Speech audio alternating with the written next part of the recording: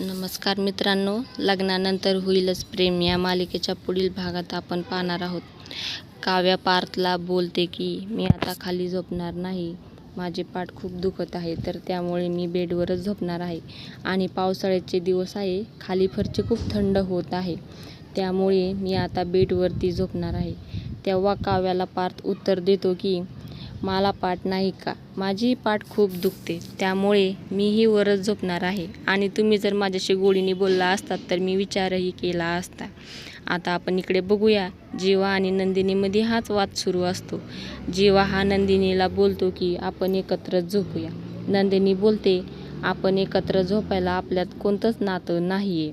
तेव्हा जीवा बोलतं की आपण एकाच रूममध्ये राहत आहोत, तर जगाच्या दृष्टीने आपण नवरा बायकोच आहोत, त्यामुळे आपण नवरा बायको आहोत की नाही हे सत्य फक्त आपल्यालाच माहिती आहे.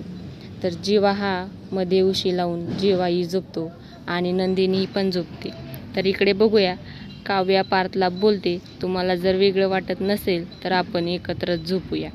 आणि जीवा हा वेगळ्या दृष्टीला चेहरा करून झोपतो आणि काव्याही वेगळ्या दृष्टीला चेहरा करून झोपतो.